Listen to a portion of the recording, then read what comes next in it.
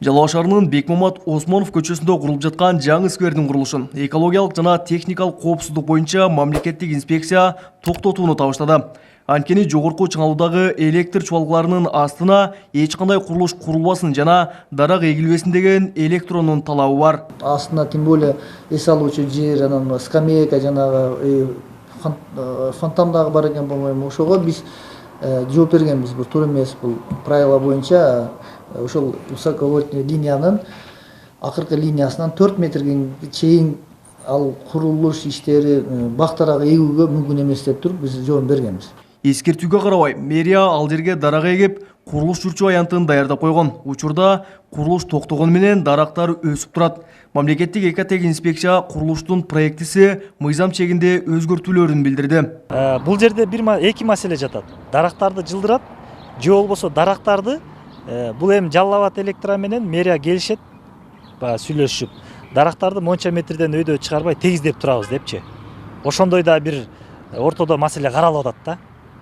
Анан ошого Жалал Абад электро макул болобу, макул болбойбу, ал эми убакыт көрсөтөт. Ал эми шаардын капиталдык курулуш башкармалыгынын башчысы Акылбек Нуркулов да электро койгон бардык талаптарды аткарып, сквердин проектиси өзгөртүүлөрүн кабарлады. Анын белгилешинче, электр мамларга өзгөчө кооптуу делген оргумалар алып салынган.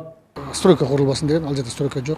Экинчи пунктта даракта 4 метрге бийик болбосун деди. Ал пунктты биз кармайбыз. Үчүнчү пунктта ошол фонтан жана скамейкалар адамдар болбосун деп, аны да сактап, мүмкүн скамейкаларды Осмонов көчөсүндөгү тротуардын жээгине котордук.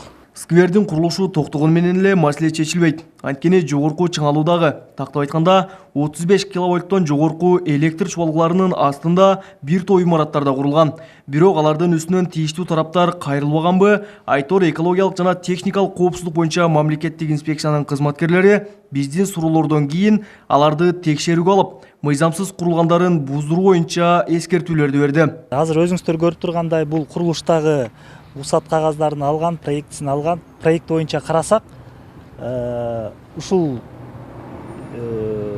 ашқана дейбизби, ушу кичинекей курулушу жогорку чыңалуудагы линияның астында туруп калган. Бул проектиде жок экен. Негизи бул курулбаш керек да.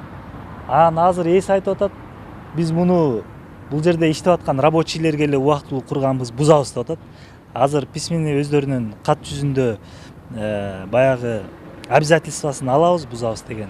Ошентип Жалал шаарында 3 миллион 100 миң сомго курулуп жаткан сквер электро макулдук бергенге чейин токтотулду. Ал эми Сулар району жана Жалал Абад шаарынын аймагындагы жогорку чыңалуудагы электр чуалгаларынын астына курулган курулуштар толук иретке келмей болду. Бирок экотех инспекциянын аймактагы башкармалыгында канча мыйзамсыз курулуш бар экени боюнча азырынча так маалыматтар жок. Кабылбек Күчкөнбай уулу, Тынчбек Долдаев, Жалал Абад облусу.